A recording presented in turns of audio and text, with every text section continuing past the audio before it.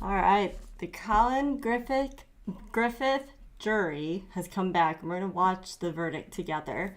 I'm going to get it started.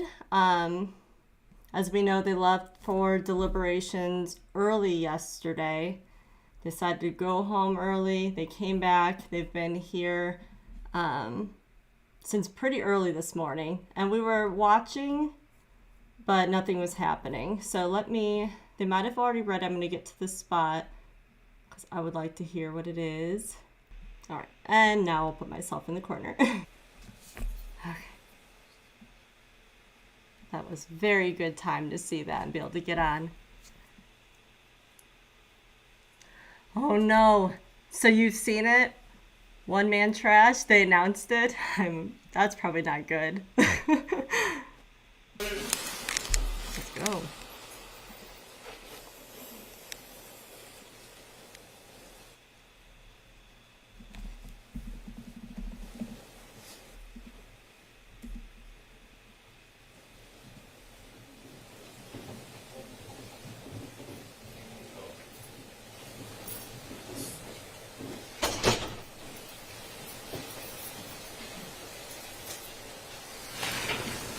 Please be seated.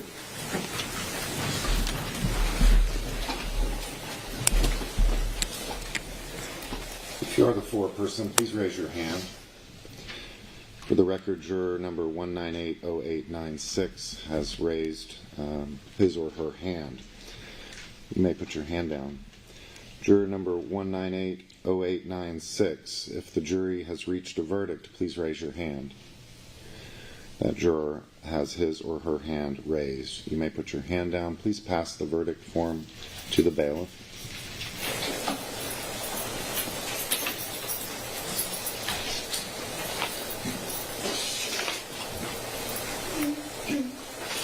There are no defects nor omissions in the verdict. Counsel for the state, counsel for the defendant, rise and hearken to the verdict. Mr. Griffith, rise and hearken to the verdict. State of Florida versus Collin Griffith. Will the jury find as follows? As to the defendant in this case, as to count one, the defendant is not guilty. As to count two, the defendant is not guilty.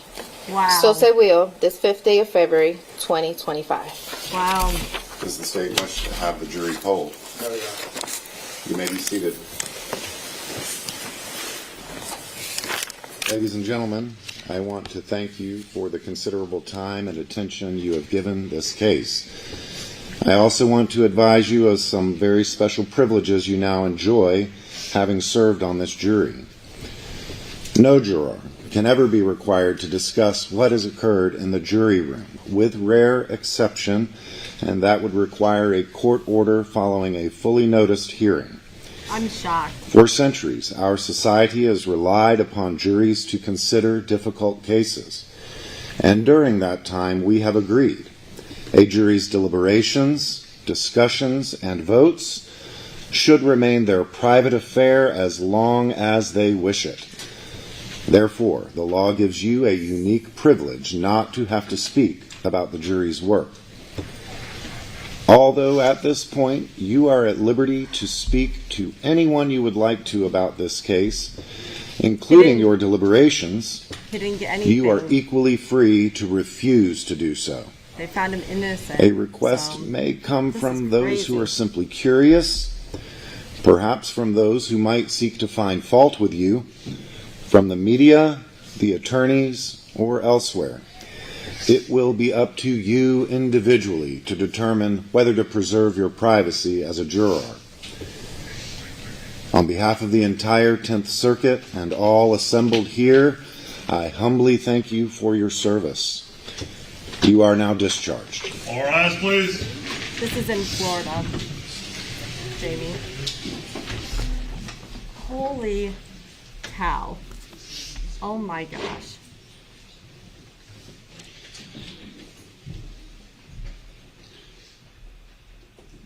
Mr. Griffith, the jury having found you not guilty in each count, you are hereby adjudicated to be not guilty in each count and forever discharged for these offenses. We will be adjourned. I am shook right now. Like, I don't usually say, like, hey, I think they're really going to get, guilty, non-guilty. And I honestly thought that he was going to be found guilty. I am shocked. Not only did they not find him guilty, but he didn't have anything else that stuck with him. No other charges. He's walking free. Like I was saying in the chat, the jury wasn't allowed to know that he killed his father. But enough was said that if the jury hadn't figured that out by that point, it would be weird. I just can't believe it, though, because the neighbor saw him grab her by the back of the head and drag her into the house. I mean, like, they had to do, like, kidnapping charges. I mean, that would be it, right? The fact that he said she accidentally fell on the knife and it was through her neck all the way through, it's not even possible. So I was saying that even if they decide that he's been through a lot, abuse, all this stuff, really bad things, but he lied also about how it happened. So you would think that there would be some accountability or something. Oh my God. I'm going to read some.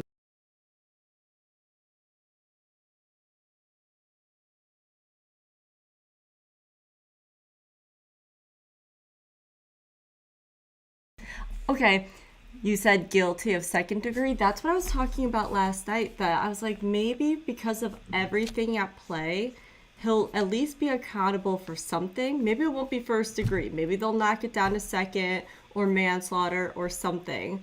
I did not expect nothing at all. And that smile, right when he found out, that is the only time we saw any emotions this entire trial. He wasn't sad that his mom died. He wasn't devastated by the situation leading up to it. The only emotion has now been happy because he is found innocent. I can't even believe that. That's crazy. Let's see if there's any other messages I missed in here.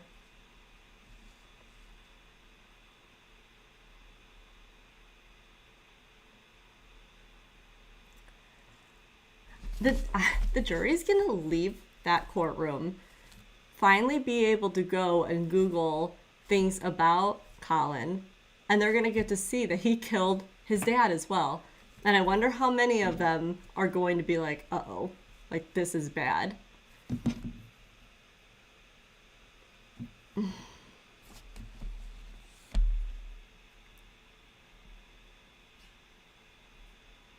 see.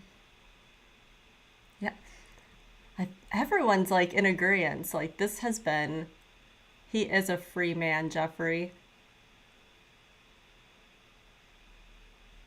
Yeah, everybody on here and even in my other chat earlier, everyone thought he would get something. So this is pretty shocking that he got nothing.